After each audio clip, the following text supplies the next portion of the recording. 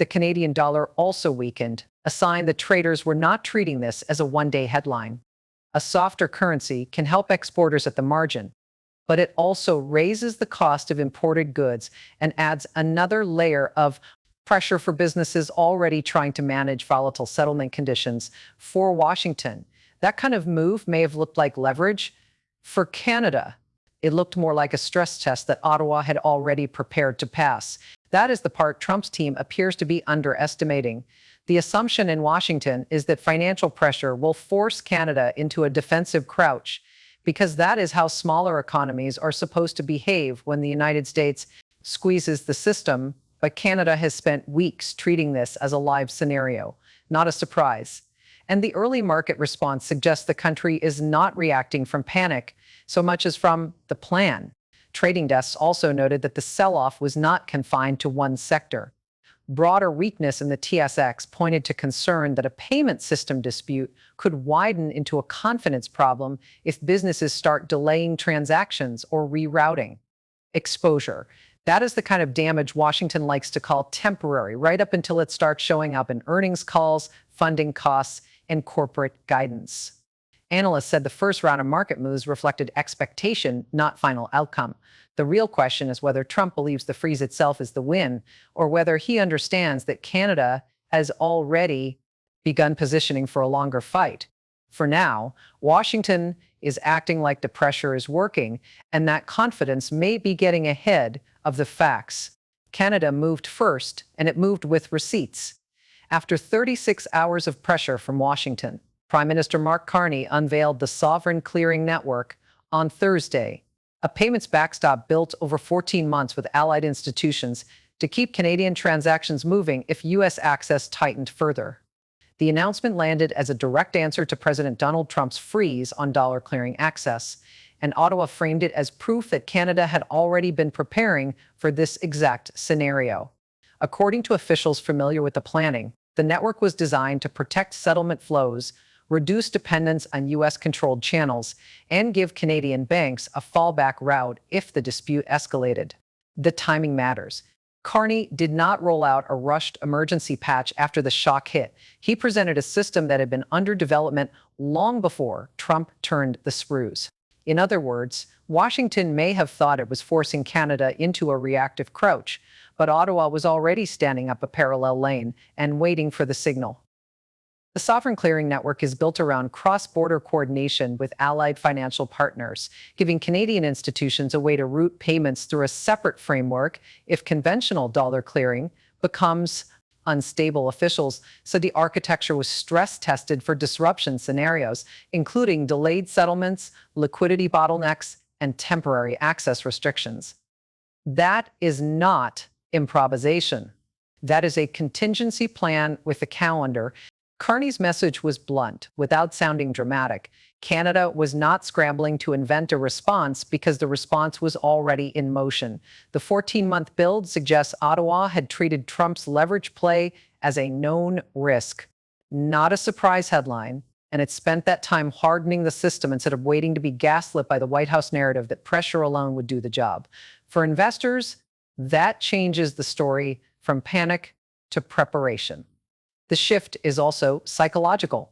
Trump's strategy depended on the idea that control of the dollar system would force a quick concession, but Canada's response shows a country preparing to operate without asking permission. That changes the leverage equation in a way the White House cannot ignore, because the more Ottawa normalizes non-dollar settlement, the less effective U.S. financial coercion becomes. Security officials said the Five Eyes pause will be reviewed, but the message has already landed in Washington.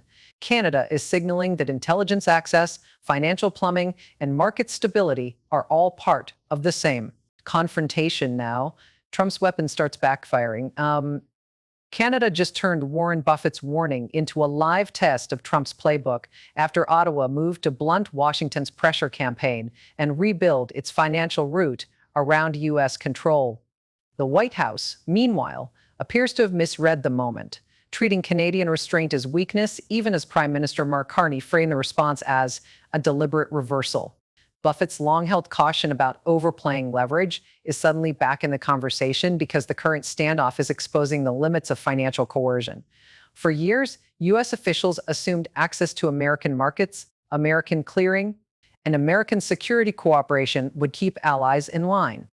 That assumption is now colliding with a Canadian strategy built to reduce dependence before the crisis fully arrived. Carney's message was blunt, and it landed like a warning shot. They blocked our lifeline, so we built a new one without them. The line captured the core of Ottawa's response, which is not about symbolic defiance, but about replacing pressure points with alternatives. In practical terms, Canada is signaling that if Washington wants to weaponize access, Ottawa is prepared to route around it. That is where the White House misread becomes costly. Trump's team appears to have expected a fast concession, the kind that comes when markets wobble and political leaders scramble for cover. Instead, Canada's response has been to harden institutions, widen allied channels, and make U.S. leverage less effective with each passing move. The reversal matters because it changes who is adapting and who is reacting. Ottawa is not waiting for permission to stabilize its financial plumbing, and that is the part Washington seems to be. Struggling to process what looked like a pressure campaign is now starting to resemble a stress test for U.S. influence. Analysts say Buffett's broader point applies here.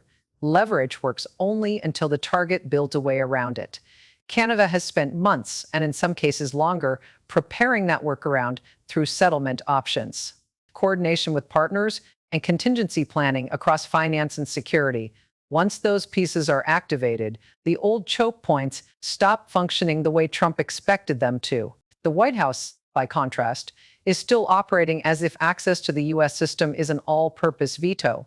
That is a dangerous read of the moment, because Canada is no longer treating American infrastructure as indispensable. Ottawa's approach suggests a country that has already accepted the possibility of separation and is now managing it in real time. Carney's line also reframes the politics. It casts Canada not as a passive recipient of U.S. pressure, but as the side that anticipated the move, absorbed the shock, and redirected the response. That is a significant shift in narrative because it puts Trump in the position of escalating against a target that has already moved. The broader market signal is just as important. When an ally begins building parallel systems, the message is not only about one dispute, it is about confidence in the architecture underneath it. Investors, banks, and governments read that as a sign that the old order can be bypassed. And once that idea takes hold, the global order begins to shift. Canada is widening its financial and diplomatic network as more countries line up to join alternative settlement channels, a move that could further erode U.S. leverage and turn the current clash with Washington into a lasting geopolitical reset. Officials and analysts tracking the shift say the next phase is no longer about a single dispute with the Trump administration. It is about whether Canada can convert a defensive response into a durable coalition that gives partners way to trade, clear payments, and coordinate outside the U.S.-centered system. That prospect is already drawing interest from governments that have watched the standoff unfold and decided they do not want to be caught in the same choke point. Several mid-sized economies, according to people familiar with the talks, have asked for technical briefings on joining the new framework, with the appeal centered on lower exposure to U.S. policy swings and faster access to non-dollar channels.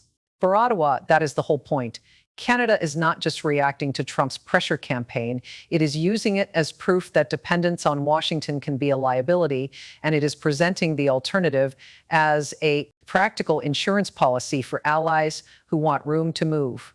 The broader implication is that U.S. financial dominance is looking less like an untouchable fact and more like a system that can be bypassed when enough partners decide to hedge. Banks, sovereign funds, and trade ministries are reading the same signal. If access can be weaponized once, it can be weaponized again, and that changes behavior fast. In market terms, the damage is not only about one freeze or one retaliation cycle. It is about credibility. Once counterparties begin building around the dollar-centered architecture instead of through it, the United States loses the automatic advantage that came from being the default route for settlement, liquidity, and dispute resolution. That is why the latest wave of interest matters beyond Canada's borders. Countries that previously treated U.S. financial infrastructure as unavoidable are now asking whether they need a backup plan, and that question alone weakens the old order. A system does not have to collapse to lose power, it only has to become optional. Trump's response, meanwhile, is feeding the very trend it was meant to stop. Each new threat, restriction, or public broadside reinforces the argument in allied capitals that Washington can no longer be assumed to play by stable rules. In that sense, the policy is acting like a reverse advertisement for diversification. The result is a geopolitical reset, with Canada at the center of the conversation rather than on the receiving end of it. Ottawa has turned a confrontation into a template, and the message traveling through diplomatic and financial circles is simple. There is now a path around the old gatekeeper. Analysts say that is the part Washington may struggle to reverse. If more nations adopt parallel settlement options and deepen coordination with Canada, the United States will face a slower, more structural loss of influence that cannot be fixed with a single tariff threat or emergency statement. The checkmate may already be permanent.